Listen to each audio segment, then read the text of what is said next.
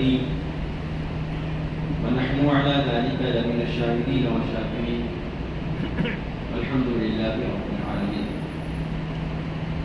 قال الله تبارك وتعالى في شأن حبيبه الكريم إن الله وملائكته يصلون على النبي يا أيها الذين آمنوا صلوا عليه وسلموا تسليما. اللهم صل على سيدنا وشفيعنا ومولانا محمد كما تحب وترضى عليك يا رسول الله صلى الله عليه وسلم. اللہ نے ملت اسلامیہ، امید ہے کہ آپ توجہ سے بیان سنیں گے. اللہ تبارک و تعالیٰ سے دعا ہے کہ مولا تعالیٰ مجھے حق کہنے، آپ سب کو حق سننے، اور پہلے مجھے اس کے بعد آپ سب کو عمل کرنے کی بھی توفیق عطا فرمائے. اللہ تبارک و تعالیٰ کا بے پناہ فضل و احسان ہے کہ اللہ تبارک و تعالیٰ نے ہم سب کو انسان پیدا فرمایا ہے، اور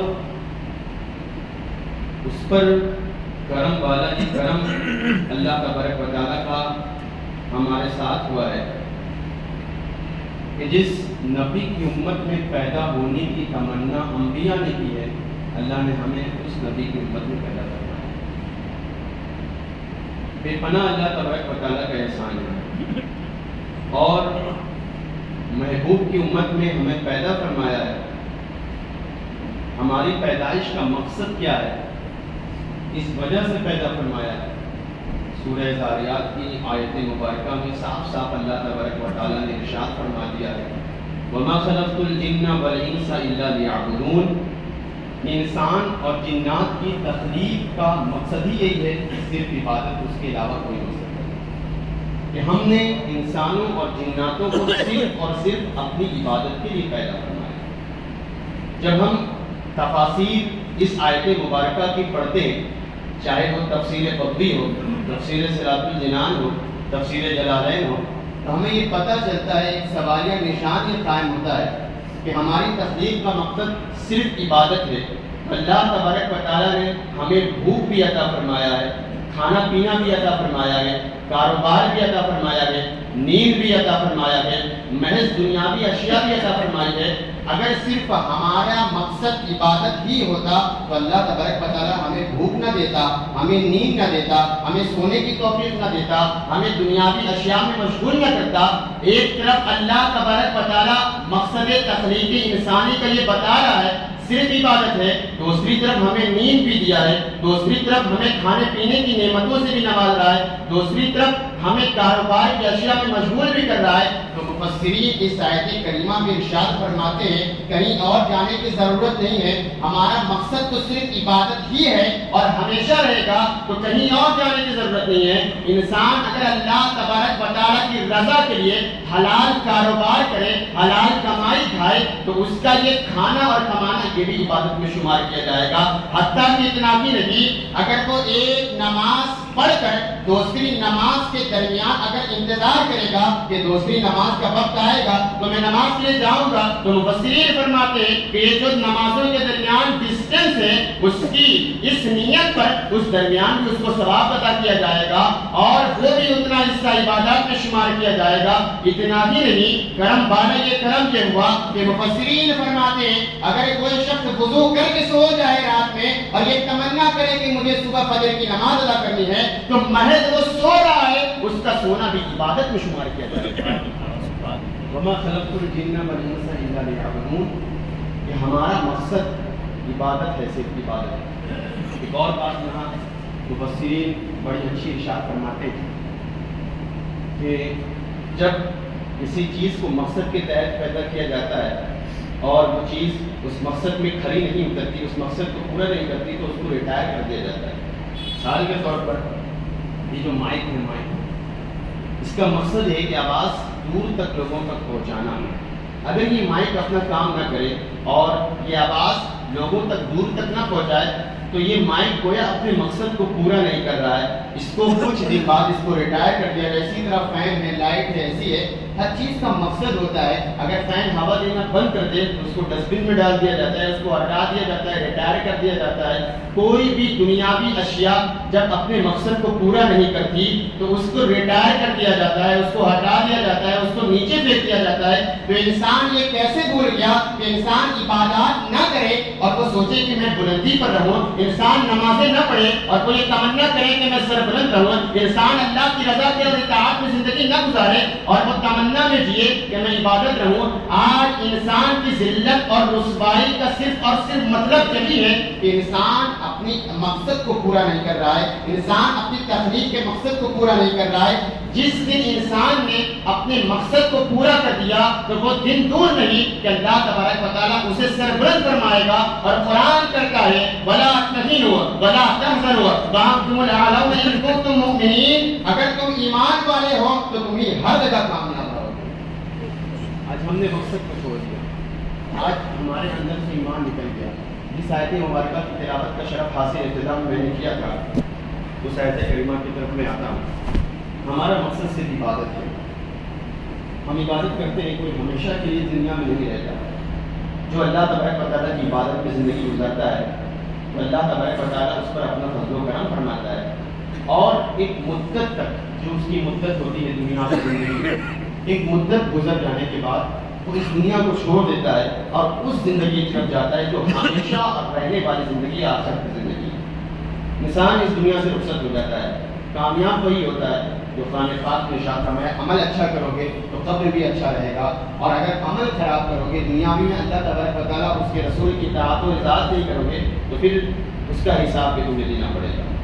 تو دنیاوی مقصد ہمارا عبادت ہے، اور پھر عبادات کے بعد ایمان والوں کے تمنا مفسرین فرماتے ہیں کہ جنت میں رسول کریم صلی اللہ تعالیٰ علیہ وسلم کا پڑوس مل جائے، یہی انسان کا مقصد ہے۔ لیکن آج اللہ ماشاء اللہ دیکھا ہی جاتا ہے کہ بعض ایسے اشخاص بھی موجود ہیں کہ وہ سوچتے ہیں کہ ہمیں عبادات کی کوئی ضرورت نہیں، ہم جنت میں ایسے ہی چلے جائیں گے، ہمیں نمازوں سے کیا مطلب ہے، ہمیں عبادات سے کیا مطلب ہے، ہمیں روزوں سے کیا مطلب ہے، ہمیں اللہ کی اطاعت و اطاعت سے کیا مطلب ہے۔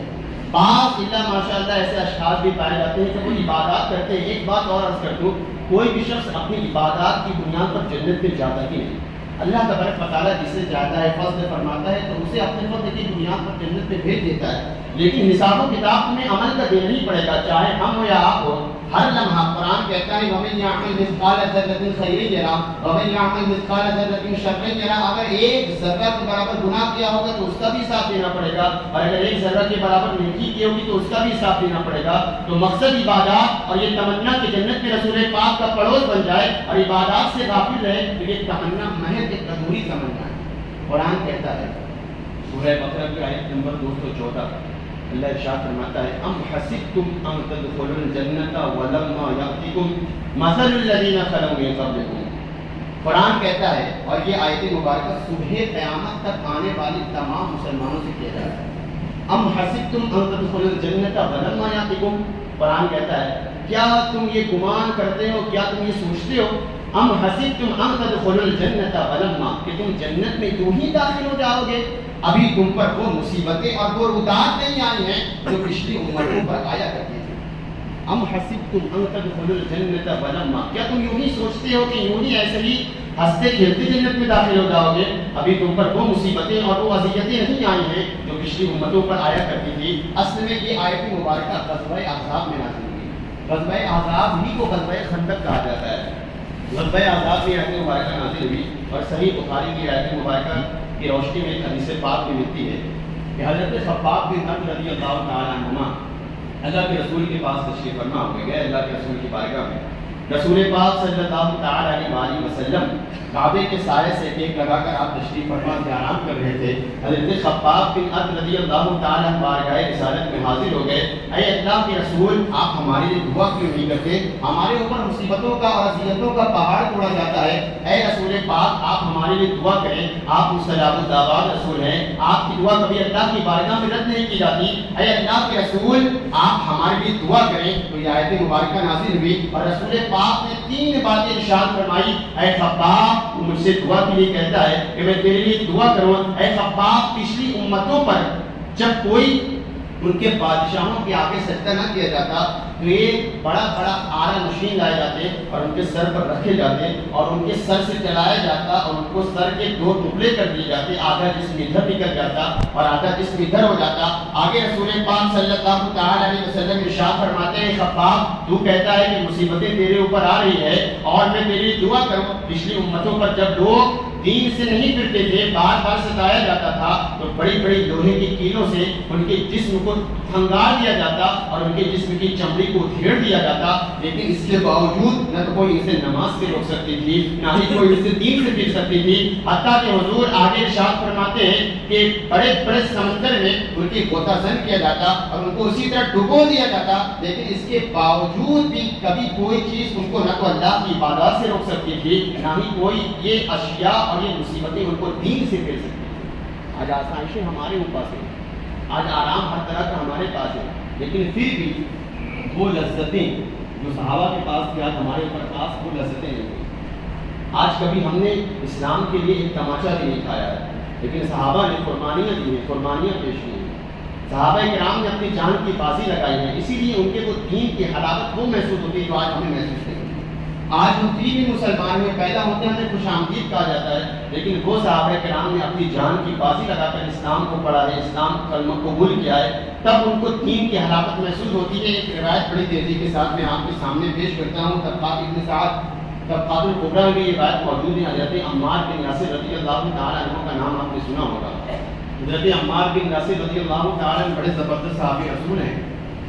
دین کی خاطر انہوں نے اپنی جان کی بازی لگا دی. حتیٰ کہ حضرت عمار بن یاسر رضی اللہ تعالیٰ غلام تھے. حضرت بلال کا واقعہ آپ نے بارہ سنا ہوگا، لیکن ہو سکتا ہے حضرت عمار کا واقعہ ہو سکتا ہے شاید آپ نے کم سنا ہو. حضرت عمار بن یاسر رضی اللہ تعالیٰ عنہ کو مفسرین ارشاد فرماتے ہیں، محدثین نے اس بات کو حدیث کی شرح میں لکھا ہے کہ حضرت عمار بن یاسر رضی اللہ تعالیٰ عنہ کو گرم گرم کوئلے کی بھٹی پر لٹا دیا جاتا. کوئلے کی بھٹی پر حضرت عمار کو لٹا دیا جاتا اور وہ بڑا بڑا کوئلے کا انگارہ حضرت عمار بن یاسر کی پیٹھ میں سوراخ کر دیتا. یہاں تک کہ بعض مورخین نے یہاں تک لکھا ہے کہ حضرت عمار بن یاسر رضی اللہ تعالیٰ عنہ کی چربی گل گل کر اس کوئلے کو بجھا دیا کرتے. اللہ کے رسول صلی اللہ تعالیٰ علیہ وسلم کا گزر ہو رہا تھا اور دیکھا کہ حضرت عمار کو مشرکین مکہ کوئلے کی بھٹی پر داغ رہے ہیں، ان کو اذیت دے رہی ہیں. دور سے حضرت عمار بن یاسر نے دیکھا رسول پاک صلی اللہ تعالی علیہ وسلم کو آتا ہوا تو اپنی دھیمی دھیمی آواز میں کہنے لگے یا رسول اللہ کے رسول کرم فرمائیے. صحابہ کرام کا تو یہ عقیدہ تھا کہ مصیبتیں جتنی ان کو دی جاتی اذیتیں ان کو دی بھی جاتی، جب رسول پاک کا چہرہ بددعا دیکھ لیتے تو ایسا لگتا کہ ان کی ساری تکلیفیں دور ہو گئی، ان کی ساری مصیبتیں ٹل گئی. ادھر عمار بن یاسر کو کوئلے کی بھٹی میں انگارے میں آگ دبایا جا رہا ہے اور سوراخ کر رہا ہے انگارہ، لیکن ایک پل میں ایسا لگا کہ چہرہ بددعا رسول پاک کا دیکھا ہے اور مصیبتیں ٹل گئی ہیں اور تکالیف اور شدت کا احساس تک نہیں ہو رہا ہے. جب قریب سے رسول پاک صلی اللہ تعالی علیہ وسلم کو صحابہ نے دیکھا تھا تو کیسا لطف انداز ہوا ہوگا اور کیسا صحابہ کرام کا انداز تھا کہ حسان بن ثابت نے جب قریب سے دیکھا تو رسول پاک کو یہ کہا تھا وَأَحْسَنَ مِنْكَ لَمْ تَرَقَّتُ عَيْنِي وَأَجْمَلَ مِنْكَ لَمْ تَلِدِ النِّسَاءُ خُلِقْتَ مُبَرَّأً مِنْ كُلِّ عَيْبٍ كَأَنَّكَ قَدْ خُلِقْتَ كَمَا تَشَاءُ. یا رسول اللہ آپ جیسا حسین تو آج تک کسی آنکھ نے دیکھا ہی نہیں. اے اللہ کے رسول آپ جیسا حسین آج تک کسی ماں کی گود میں پیدا ہی نہیں کیا. جب قریب سے صحابہ نے رسول پاک کو دیکھا تھا تو یہ اشعار کہے تھے اور جب 1400 سال کے بعد بریلی کے امام نے رسول پاک کو دیکھا تو ارشاد فرمایا یا رسول اللہ سر تاب قدم ہے تن سلطان زمن پور. کیا کہتے امام؟ یا رسول اللہ سر تاب قدم ہے تن سلطان زمن پور، لب پھول دہن پھول. محدثین نے ایک بات یہ بھی لکھی ہے جب رسول پاک کا ذکر کیا جائے اوصاف حسینہ کا تو ہم اپنے اعضاء سے حضور کے اعضاء کو تشبیہ نہیں دے سکتے. یہ بے ادبی ہے، یہ ادب ہے اہل سنت والجماعت کا. امام نے ہمیں سکھایا ہے کہ جب رسول پاک کا ذکر کیا جائے تو یہ نہیں کہا جا سکتا یہ رسول پاک کا ایسا ہاتھ تھا, بلکہ یہ بھی بے کہتے ہیں. تو امام کہتے ہیں یا رسول اللہ سر تاب قدم ہے, پورے سر سے قدم تک لے کر پاؤں تک لے کر, اے اللہ کے رسول سر تاب قدم ہے, تن سلطان زمن پھول, لب پھول, دہن پھول, سکن پھول, بدن پھول, اور واللہ جو مل جائے میرے گل کا پسینہ, مانگے نہ کبھی عطر نہ پھر چاہ دلہن پھول, اور تن کا بھی ہمارے تو ہلائے نہ کی ہلتا, تم چاہو تو ہو جائے ابھی کوج میں ہم پھول. دندان لبو زلف رخ شے کی فدائی, دندان لبو زلف رخ شے کی فدائی, ہے در عدن لال یمن مشک ختن پھول. اور کیا بات رضا اس چمنستان کرم کی, زہرا ہے کلی جس میں حسین اور حسن پھول.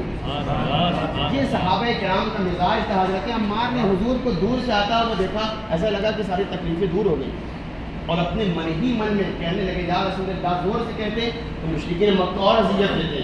اللہ کے رسول کو دور سے آتا ہوا دیکھا, کہنے لگے اے اللہ کے رسول کرم فرمائیے. رسول پاک صلی اللہ تعالی علیہ وسلم کھانے لگے, دیکھا عمار کو لوگ تکالیف دے رہے ہیں اور کوئلے کی بھٹی میں داغ رہے ہیں. رسول پاک صلی اللہ تعالی علیہ وسلم دیکھا اور آنکھ میں آنسو آ گئے, اور اللہ کے رسول صلی اللہ تعالی علیہ وسلم نے دعا کے لیے ہاتھ اٹھائے اور ارشاد فرمایا آپ کو مخاطب کر کے, یا نار کونی بردم و سلام علی عمار, یا نار کونی بردم و سلام علی عمار کما کنتی علی ابراہیم, اے آگ میرے عمار پر ٹھنڈی اور سلامتی والی ہو جا, اس طرح سلامتی اور ٹھنڈی والی ہو جا جس طرح تو نے اللہ کے خلیل حضرت ابراہیم پر ہو گئی تھی. اللہ کے خلیل ابراہیم پر ٹھنڈی اور سلامتی والی ہو گئی. حضرت عمار کہتے ہیں رب کعبہ کی قسم رسول پاک کی یہ دعا کی برکت تھی, جب مشرکین مکہ دعائے رسول کے بعد مجھے آگ کی بھٹی میں انگارتے, کبھی مجھے آگ کا احساس تک نہیں ہوتا. تیری دعا نہ اثر سے کبھی ملول ہوئی, ادھر زبان سے نکل ادھر قبول ہوئی. یہ رسول پاک صلی اللہ علیہ وسلم ہے. تو قربانیاں دین میں صاحب ہیں. اسلام ہر دور میں قربانی چاہتا ہے, کبھی مال کی قربانی چاہتا ہے, کبھی جان کی قربانی چاہتا ہے, کبھی اولاد کی قربانی چاہتا ہے, کبھی وقت کی اور اوقات کی قربانی چاہتا ہے. آج یہی تو ہمارے پاس نہیں ہے. انسان کے پاس ہر چیز کا وقت ہے, آج ہم وقت کی قربانی دینے کے تیار نہیں ہیں. کتنا وقت مانگتا ہے؟ 5 وقت کتنا ہوتا ہے؟ اگر اس کو کون بھی کر دیا گھنٹہ 2 گھنٹہ 2 گھنٹہ بنے گا. لیکن آج کتنا بھی وقت ہے ہم اللہ تبارک و تعالیٰ کی بارگاہ میں پیش نہیں کر سکتے. ساری چیزوں کا وقت ہمارے پاس ہے, گیم کھیلنے کا وقت ہمارے پاس ہے, کام کرنے کا وقت ہمارے پاس ہے, بزنس کرنے کا وقت ہمارے پاس ہے, بیٹھکوں میں بیٹھ کر ٹائم برباد کرنے کا وقت ہمارے پاس ہے, کرکٹ دینے کا وقت ہمارے پاس ہے, ہر چیز کا وقت ہمارے پاس ہے. لیکن اپنے رب کے لیے ہمارے پاس وقت نہیں ہے. گونگی ہو گئی آج کچھ زبان کہتے کہتے, ہچکچا گیا میں خود کو مسلمان کہتے کہتے, توفیق نہ ملی مجھ کو ایک وقت کی نماز کی, اور چپ ہو گیا مؤذن اذان کہتے کہتے. کون یاد کرے گا اس دور خود غرضی میں؟ حالات ایسے ہیں کہ لوگوں کو خدا یاد نہیں, ہم کون ہیں کیا ہے با خدا یاد نہیں, اپنے اسلاف کی کوئی بھی ادا یاد نہیں ہے. اگر یاد تو کافر کے ترانے ہی بس ہے, اگر نہیں یاد تو مسجد کی صدا یاد نہیں. بنت حوا کو نچاتے ہیں سر عام محفل میں, کتنے سنگ دل ہیں کہ رسم حیا یاد نہیں. آج اپنی ذلت کا سبب یہی ہے شاید, سب کچھ یاد ہے مگر خدا یاد نہیں. آج اللہ کے لیے ہمارے پاس وقت نہیں. ذرا سوچیں, غور کریں کہ جس رب نے ہمیں پہننے کے لیے لباس دیا, کھانے کے لیے غذائے نعمت دی, رہنے کے لیے گھر دیا, ہر چیز کا ہمیں سہولت عطا فرمائی, لیکن اس کے باوجود اللہ تبارک و تعالیٰ کو ہم ناراض کر رہے ہیں. ایک مرتبہ دل پر ہاتھ رکھ کے سوچیں کہ جب اللہ تبارک و تعالیٰ کی اتنی نافرمانی ہم کر رہے ہیں, ہر لمحہ اللہ کو ناراض کر رہے ہیں, لیکن اللہ تبارک و تعالیٰ نے کبھی اپنی نعمتیں ہم سے نہیں چھینی, کبھی نعمتیں ہم سے نہیں چھینی. لباس اسی طرح دے رہا ہے, کھانا اسی طرح دے رہا ہے, مکان اسی طرح دے رہا ہے, کاروبار اسی طرح دے رہا ہے, نعمتیں اسی طرح دے رہا ہے. جب اللہ کی نافرمانی ہم کر رہے ہیں, اتنی نعمتوں سے نوازا, اتنی محبت اللہ تبارک و تعالیٰ ہم سے کر رہا ہے.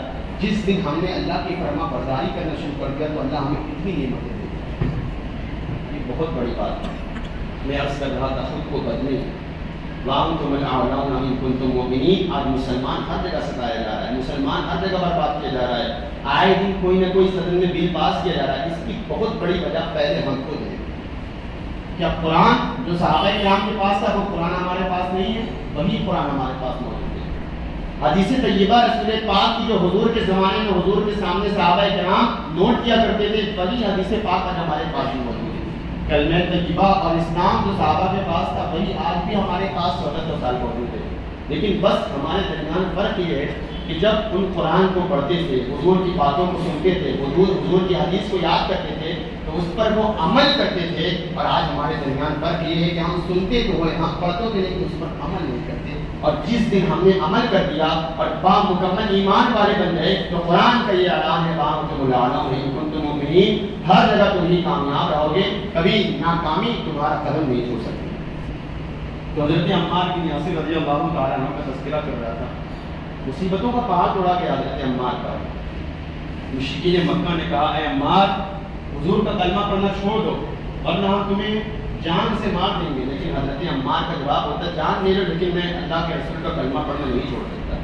ایک دن ایسا ہوا کہ مشرکین مکہ نے آپ کو پانی میں اتنا دھوکہ دیا کہ حضرت عمار بن یاسر بالکل بدحواس ہو گئے. آج بھی اگر کبھی آپ نے دریا میں غسل کیا ہوگا، نہایا ہوگا تو آپ یہ ایک لمحے کے لیے محسوس کر سکتے ہیں کہ اگر پانی کے اندر کسی کو زبردستی ڈبویا جائے تو کیسا احساس ہوتا ہے. ایسا لگتا ہے کہ ابھی وہ نکل جائے گی، ابھی دم گھٹ جائے گا.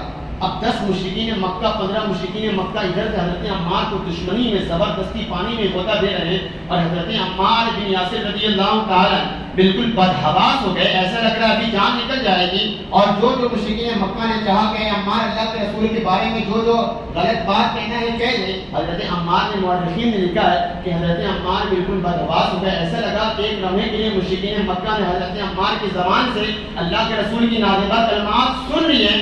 بعض صحابہ کرام اللہ کے رسول کی بارگاہ میں آ گئے، یا رسول اللہ عمار کفر کر بیٹھا اور نازبہ کلمات آپ کے بارے میں بک دیا ہے، اے اللہ کے رسول عمار تو کافر ہو گیا. تھوڑی دیر کے بعد حضرت عمار بن یاسر زاروں قطار ہوتے ہوئے اللہ کے رسول کی بارگاہ میں آئے. صحابہ کرام نے کہے کہ یا رسول اللہ عمار کفر کر بیٹھا ہے. اللہ کے رسول آنکھ مسلتے ہوئے اللہ کے رسول کی بارگاہ میں عمار جب پہنچے تو اللہ کے رسول نے پوچھا اے عمار کیا بات ہے؟ حضرت عمار زاروں قطار ہو رہے اور کہنے لگے یا رسول اللہ آج تک مشرکین مکہ مجھے اس وقت تک نہیں چھوڑا جب تک میری زبان سے نازبہ کلمات نہ نکل گئے اور میں بالکل بدحواس ہو گیا. اللہ کے رسول صلی اللہ تعالیٰ علیہ وسلم نے حضرت عمار کو سینے سے لگایا اور صحابہ کرام یہ سمجھ رہے تھے اللہ کے رسول یہ تو بدحواس ہو کر آپ کی شان میں نازبہ کلمات بک چکے تھے اور یہ کفر کر بیٹھے، ان کے دلوں سے ایمان نکل چکا تھا. اللہ کے رسول یہ آپ سینے سے لگا رہے ہیں. اللہ کے رسول زاروں قطار ہو رہے تھے اور عمار کو سینے سے لگایا اور ارشاد فرمایا طبقات اتنے میں یہ بات موجود ہے اے صحابہ تم یہ کہتے ہو کہ عمار کفر کر بیٹھا اور اس کے دلوں سے ایمان نکل گیا. سنو لوگوں کا ایمان ان کے دلوں تک رہتا ہے لیکن عمار وہ ہے کہ اس کا ایمان اس کے دل میں بھی ہے، اس کے خون میں بھی ہے اور اس کے رگوں میں بھی اس کا ایمان سرایت کر رہا ہے.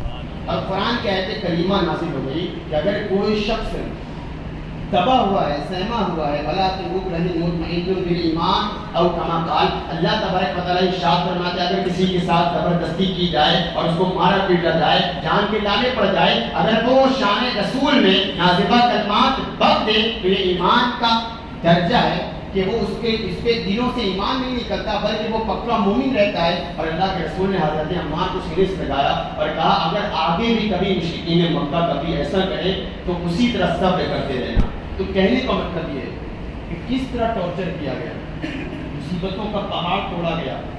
اتنی محبت اللہ کے رسول سے کرتے تھے حضرت عمار بن یاسر کہ ہر لمحہ کبھی رسول پاک کا دامن چھوڑنے کے لیے سوچا تک نہیں.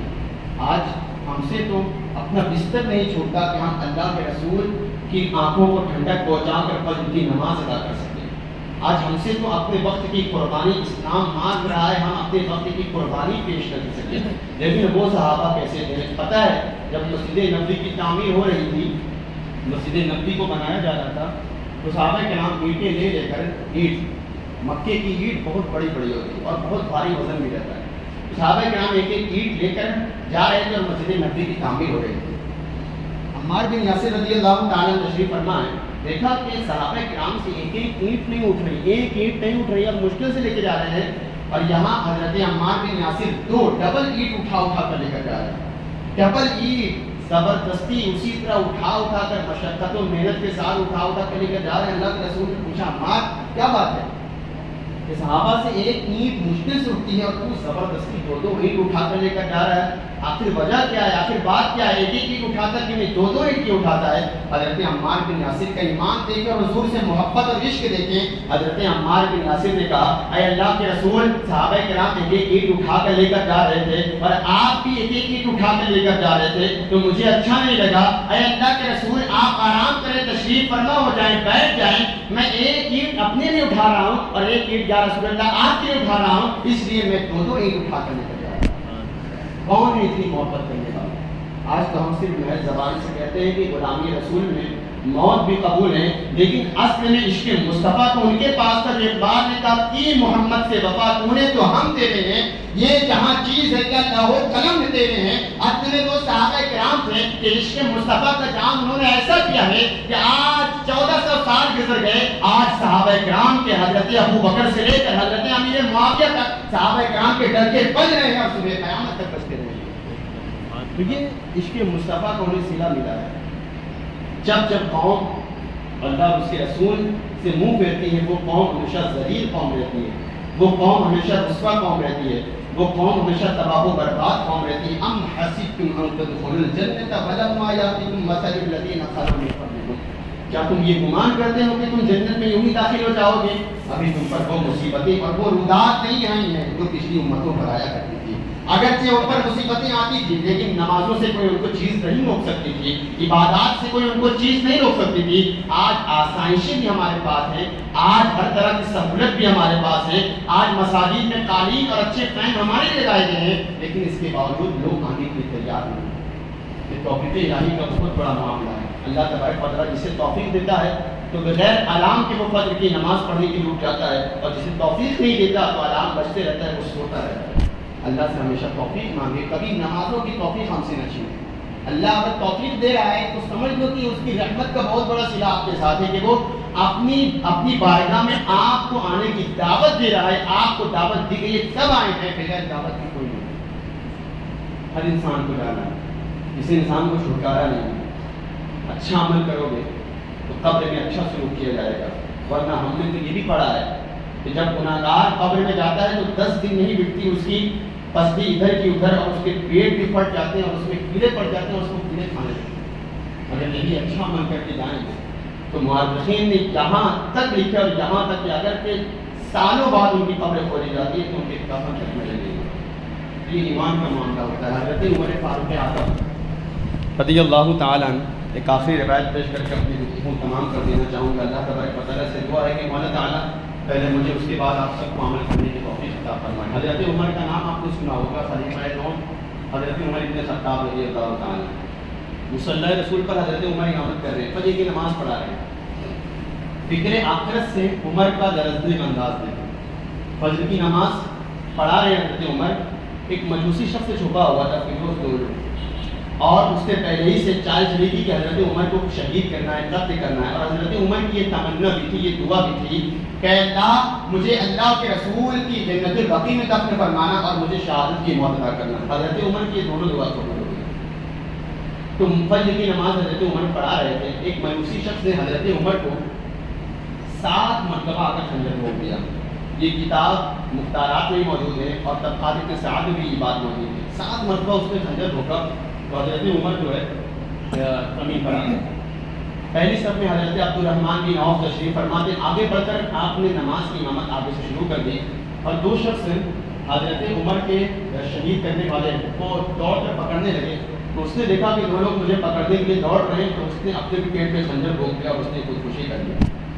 نماز کے بعد حضرت عمر کو گھر لے جایا گیا, دودھ پلایا گیا. تو آپ جانتے ہیں کہ حضرت عمر کے پیٹ میں اتنا سوراخ ہو گیا تھا 7 مرتبہ خنجر بھونکنے کی وجہ سے, جب دودھ ڈالا گیا تو پیٹ کی آنکھ سے وہ دودھ باہر آ گیا. پیٹ کی آنکھ سے وہ دودھ باہر آ گیا. حضرت عمر نے کہا جانے دو, اب موت کا پیغام آ گیا ہے, موت کا پیغام آ گیا, اب جانے دو. 28 ذوالحجہ کا یہ واقعہ تھا. فرمایا اپنے بیٹے عبداللہ بن عمر سے, کہا موت کا پیغام آ گیا, اب جانے دو, کوئی ضرورت نہیں, جاؤ اما جان عائشہ کے پاس, جاؤ اللہ کے رسول صلی اللہ تعالیٰ علیہ وسلم کی زوجہ ام المؤمنین حضرت عائشہ کے پاس, اور ان سے یہ تمنا کرو, یہ دعا کرو میری بارگاہ میں, یہ اور یہ عرضی لگاؤ کہ عمر اپنے دونوں ساتھی جانثار ساتھیوں کے ساتھ قبر میں دفن ہونے کی اجازت چاہتا ہے. اگر اجازت نہیں اما جان عائشہ تو مجھے وہاں اللہ کے رسول کی قبر مبارک میں دفن کر دینا, ورنہ عام جنت البقیع میں دفن کر دینا. حضرت عمر کے شہزادے عبداللہ بن عمر دوڑے اللہ کے رسول صلی اللہ علیہ وسلم کی چہیتی بیوی حضرت عائشہ کی خدمت میں حاضر ہوئے. عرض کرنے لگے, اما جان میرے والد گرامی عمر بن خطاب نے سلام عرض کیا اور یہ کہا ہے کہ موت کا پیغام میرا آ گیا ہے. میں اپنے دونوں جانثار ساتھیوں کے ساتھ اللہ کے رسول کی قدم مبارک میں دفن ہونا چاہتا ہوں. اگر اجازت دیں تو اما جان میرے باپ عمر کو وہاں دفن کیا جائے گا, ورنہ عام قبرستان جنت البقیع میں دفن کر دیا جائے گا. حضرت عائشہ صدیقہ رضی اللہ تعالی عنہ سن کر رونے لگی زاروں قدار اور کہا, بیٹا عبداللہ میں نے یہ جگہ تو اپنے لیے سوچ سکی تھی کہ میں اپنے شوہر اور اپنے والد کے درمیان ان کے قدموں میں دفن ہو جاؤں گی, لیکن اگر عمر چاہتا ہے تو مجھ سے زیادہ حقدار اس چیز کا عمر ہے. میں اجازت دیتی ہوں کہ عمر کو وہاں دفن کر دیا جائے. دوڑے خوشی میں عبداللہ بن عمر اللہ کے رسول کے خلیفہ حضرت عمر کی بارگاہ میں پہنچے. مبارک ہو ابا جان, حضرت عائشہ نے اجازت دے دی ہے. اللہ کے رسول کے شہید خلیفہ حضرت عمر نے فرمایا کہ میرا جنازہ تیار کرنا اور جنازہ اللہ کے رسول کے حجرہ مبارکہ کے باہر رکھ دینا. ایک مرتبہ پھر اجازت دینا, جب دوبارہ اجازت دی جائے گی تب وہاں مجھے دفن کر دینا, ورنہ عام جنت البقیع میں دفن کر دینا. کہا ٹھیک ہے. اب یہ حضرت عمر کی شہادت کے بعد ایسے ایسے واقعات مورخین نے لکھا ہے. ایک بات میں پیش کرتا ہوں, آپ دیکھیں فکر آخرت سے لرزنے کا صحابہ کا انداز کیا تھا. آج تو ہمیں احساس تک نہیں ہوتا کہ ہمیں مرنا ہے. قبروں کی زیارت ہم کرنے جاتے ہیں تو محض ایک فاتحہ پڑھ کر ہم واپس آ جاتے ہیں, لیکن حضور فرماتے ہیں زور القبور فإنها تذکرکم الآخرہ. قبروں کی زیارت اس لیے اور اس نیت سے کیا کرو یہ تاکہ تمہیں آخرت کی یاد دلا دے, اور تم جب قبر پر جایا کرو یہ سوچا کرو کہ مجھے بھی اس قبر کے اندر آنا ہے. ہم اپنا بیڈ روم اس طرح سجاتے ہیں تاکہ اس میں کسی چیز کی کمی نہیں. تم اپنے اعمال کے ذریعے اپنے قبر کے کیوں نہیں سجاتے؟ اپنے اعمال کے ذریعے اپنے قبر میں نور کی روشنی کیوں نہیں کرتے؟ اللہ کے رسول نے یہ پیغام بھی دیا ہے. حضرت عمر کا ان واقعوں میں سے ایک بات میں آپ کے سامنے پیش کرتا ہوں. حضرت عمر کو شدت اتنی زیادہ تھی زخم کی کہ آپ کا سر مبارک آپ کے بیٹے عبداللہ بن عمر کی گود میں رکھا ہوا تھا. اللہ کے رسول کے چہیتے خلیفہ حضرت عمر نے فرمایا, اے بیٹا عبداللہ میرا سر جو ہے اٹھا کر زمین پر رکھ دو. آپ کے بیٹے عبداللہ بن عمر کو یہ گوارا نہیں تھا کہ مٹی کی مدینے کی کنکریلی زمین اور میرے والد گرامی کا ایسا وقت ہے میں ان کے سر کو مٹی کی زمین میں رکھوں گا, ہو سکتا ہے ان کو تکلیف ہو, ہٹ نہیں رہتے. اور بار بار حضرت عمر نے یہاں تک کہ 3-4 مرتبہ کہا, بیٹا عبداللہ میرا سر زمین پر کر دو, لیکن حضرت عبداللہ بن عمر یہ سوچ رہے تھے کہ تاکہ زمین پر نہ کروں تاکہ تکلیف ہوگی. یہاں تک کہ حضرت عبداللہ تھوڑا سا پیچھے کرتے اور حضرت عمر کے سر کو نیچے کر دیا. مورخین نے ایک زبردست یہاں بات دیکھی ہے کہ حضرت عمر بن خطاب رضی اللہ تعالی عنہ جو 42 لاکھ میل مربع کا حاکم ہے, اس طرح کروٹ لیا اور اپنے چہرے پر مٹی ملنے لگے حضرت عمر, اور ایک زبان پر ایک کلمات ارشاد فرمایا, ویل لک یا عمر ان لم یغفر لک ربک, ویل لک یا عمر ان لم یغفر لک ربک, ویل لک یا عمر ان لم یغفر لک ربک. اے عمر آج اگر تیرے رب نے تجھے معاف نہ کیا تو تو ہلاک ہو جائے گا. اے عمر آج اگر تیرے رب نے تجھے معاف نہ کیا تو تو ہلاک ہو جائے گا. یہی بات حضرت عمر بار بار کہہ رہے ہیں. آپ ذرا اندازہ کریں حضرت عمر ہے کون, ان کا مقام کیا ہے؟ خلیفہ دوم حضرت عمر ہے, عشرہ مبشرہ میں حضرت عمر ہے, جنگ بدر میں جو بدری صحابی حضرت عمر ہے. حضرت عمر کا مقام کیا ہے؟ یہ وہ مقام والے صحابی ہیں جن کے بارے میں حضور نے ارشاد فرمایا, اگر میرے بعد کوئی نبی ہوتا تو وہ ذات کسی اور کی نہیں بلکہ عمر ابن خطاب کی ذات ہوتی. یہ وہ نبی, یہ وہ صحابی ہے, اللہ کے رسول کا وہ چہیتا صحابی ہے جس کے بارے میں حضور نے فرمایا کہ ایک رات میں جنت میں گیا تھا تو میں نے جنت کے محلوں میں سے ایک محل حضرت عمر کا بھی دیکھا ہے. یہ وہ عمر ہے جس کے بارے میں حضور نے فرمایا کہ میدان محشر کے لیے جب سارے لوگ اپنی قبروں سے اٹھائے جائیں گے تو سب سے پہلے میری قبر کھولی جائے گی, اور جب میں اپنی قبر سے اٹھایا جاؤں گا تو میرا داہنا ہاتھ حضرت ابو بکر کے ہاتھ میں ہوگا اور بایاں ہاتھ حضرت عمر کے ہاتھ میں ہوگا. یہ اتنے مقام والے حضرت عمر, لیکن کیا کہہ رہے ہیں, ویل لک یا عمر ان لم یغفر لک ربک, اے عمر اگر آج تیرے رب نے تجھے معاف نہ کیا تو تو ہلاک ہو جائے گا، اے عمر آج اگر تیرے رب نے تجھے معاف نہ کیا تو تو ہلاک ہو جائے گا۔ کہ جن کی جنت میں جانے کی گارنٹی جس کو اللہ کے رسول نے دی ہے وہ فکر آخرت سے اس طرح لرز رہے ہیں۔ آج زنا کے مناظر ہم دیکھتے ہیں، سڑکوں پر بیٹھ کر بدنگاہی ہم دیکھتے ہیں، چوری کا مال کھاتے کماتے ہم ہیں، حرام مال ہم کما رہے ہیں، بھائیوں کے حقوق کو پامال ہم کر رہے ہیں، گالی گلوچ ہر لمحہ ہم کر رہے ہیں، بدنگاہی اور زنا کے مناظر ہم دیکھ رہے ہیں۔ کیا کبھی ہمارا ضمیر اس بات کو ابھارتا ہے کہ ہمیں بھی مرنا ہے، فکر آخرت میں جواب ہمیں بھی دینا ہے، اللہ کی بارگاہ میں ہمیں بھی حساب و کتاب دینا ہے؟ آج ہم گناہگار ہیں لیکن اس کے باوجود ہمیں احساس نہیں ہوتا، ہمارا ضمیر اتنا مردہ ہو چکا ہے کہ ہمارا ضمیر اندر سے نہیں ابھارتا، سیاہ اتنا دل ہو چکا ہے کہ ہمارا ضمیر اندر سے نہیں کہتا۔ لیکن عمر کہتے ہیں وَيْلٌ لَكَ يَا عُمَرُ إِن لَّمْ يَغْفِرْ لَكَ رَبُّكَ، اے عمر اگر آج تیرے رب نے تجھے معاف نہ کیا تو تو ہلاک ہو جائے گا۔ ایک مرتبہ اللہ کے رسول کی بارگاہ میں حضرت عمر تشریف فرما تھے، حضرت جبریل تشریف فرما تھے، سامنے سے حضرت عمر آ رہے تھے۔ حضرت جبریل نے جیسے ہی حضرت عمر کو آتا ہوا دیکھا تو فرمایا یا رسول اللہ دیکھیں وہ عمر آ رہے ہیں۔ اللہ کے رسول کو بڑا تعجب ہوا کہ جبریل حضرت عمر کا نام بھی جانتے اور آتا ہوا دیکھ کر پہچان لیا۔ اللہ کے رسول نے فرمایا اے جبریل کیا آسمان والے تم آسمانی مخلوق آسمان والے بھی عمر کو جانتے ہیں؟ حضرت جبریل نے ارشاد فرمایا عرض کیا یا رسول اللہ زمین والے سے زیادہ تو آسمان والے حضرت عمر کو جانتے ہیں۔ اللہ کے رسول صلی اللہ علیہ وسلم کو پھر تعجب ہوا، پوچھا ہے جبریل اتنا زیادہ تو بتا آسمان میں عمر کا مقام کیا ہے، عمر کی شان کیا ہے؟ تو حضرت جبریل نے عرض کیا یا رسول اللہ اگر یہ جبریل اپنی 1000 برس کی عمر لے کر روئے زمین پر آئے اور حضرت عمر کی شان میں قصیدے پڑھنا شروع کریں تو میری 1000 سال کی عمر کم ہو جائے گی اور حضرت عمر کی فضیلت بیان نہ ہو سکے گی۔ اتنے مقام والے، ذرا سوچیں اتنے مقام والے، لیکن روح نکلنے کے وقت کہتے ہیں وَيْلٌ لَكَ يَا عُمَرُ إِن لَّمْ يَغْفِرْ لَكَ رَبُّكَ، اے عمر اگر آج تیرے رب نے تجھے معاف نہ کیا تو تو ہلاک ہو جائے گی۔ مورخین نے لکھا ہے کہ یہی کہتے کہتے حضرت عمر کی روح قبض سے پرواز ہو گئی۔ ہمیں بھی مرنا ہے، ہمیں بھی احساس ہونا ہے۔ آؤ اللہ کی بارگاہ میں تشریف فرما ہے۔ اللہ تبارک و تعالیٰ فرماتا ہے یا ایھا الذین آمنوا توبوا الی اللہ توبۃ نصوحا، اللہ کی بارگاہ میں توبہ کرو۔ یقیناً اللہ کی بارگاہ میں سچی توبہ کرنے سے، ندامت کے چند قطرے آنسو بہانے سے اللہ اتنا مہربان ہے کہ ہمارے چند ندامت کے آنسو سے سارے گناہوں کو مٹا دیتا ہے۔ آج یہاں سے جائیں اور آپ کو یہ احساس ذرہ برابر بھی ہو کہ نہیں آپ کا چھوٹا بھائی، آپ کا بھائی، آپ کا بیٹا کچھ صحیح باتیں کہہ رہا ہے، تو سوچیں میں تو سمجھتا ہوں کہ یہی مغفرت کی میرے لیے نجات اور یہی ذریعہ ہوگا کہ آپ سنیں گے اور اس پر عمل کریں گے۔ اور اللہ تبارک و تعالیٰ سے دعا ہے کہ مولا پہلے مجھے اس کے بعد آپ سب کو عمل کرنے کی توفیق عطا فرمائے، اس لیے کہ فقط شور مچانے سے نہیں کچھ ہوگا، صرف ہونٹوں کو ہلانے سے نہیں کچھ ہوگا، زندگی کے لیے بے موت ہی مرتے کیوں ہو، اہل ایمان ہو تو شیطان سے ڈرتے کیوں ہو، سارے غم سارے گلے شکوے بھلا کے اٹھو، دشمنی جو بھی ہے آپس میں بھلا کے اٹھو، اب اگر ایک نہ ہو پائے تو مٹ جاؤ گے، خشک پتوں کی طرح تم بھی بکھر جاؤ گے۔ اپنے اسلام کی تاریخ الٹ کر دیکھو، اپنا گزرا ہوا ہر دور پلٹ کر دیکھو، تم تو پہاڑوں کا جگر چاک کیا کرتے تھے، تم تو دریاؤں کا رخ موڑ دیا کرتے تھے، تم نے ہی تو خیبر کو اکھاڑا تھا تمہیں یاد نہیں، تم نے ہی تو باطل کو پچھاڑا تھا تمہیں یاد نہیں، پھرتے رہتے تھے شب و روز بیابانوں میں، زندگی کاٹ دیا کرتے تھے میدانوں میں، رہ کے محلوں میں، ہر آیت حق بھول گئے، عیش و عشرت میں پیغمبر کا سبق بھول گئے، ٹھنڈے کمرے ہنسی محلے سے نکل کر آؤ، پھر سے تپتے ہوئے صحراؤں میں چل کر آؤ، راہ حق میں بڑھو سامان سفر کا باندھو، تاج ٹھوکر پہ رکھو سر پہ امامہ باندھو، حق پرستوں کے فسانے میں کہیں مات نہیں، ہم سے ٹکرائے منور ان کی یہ اوقات نہیں، اور کوئی عبادت کی چاہت میں رویا، کوئی عبادت کی راحت میں رویا، عجیب ہے یہ نماز محبت کا سلسلہ اقبال، کوئی ادا کر کے رویا کوئی قضا کر کے رویا۔ اللہ تبارک و تعالیٰ سے دعا ہے کہ مولا تعالیٰ جو کچھ قصدن سے بیان کرتی ہوں آپ سب کو گواہ بنا کر اللہ کی بارگاہ میں توبہ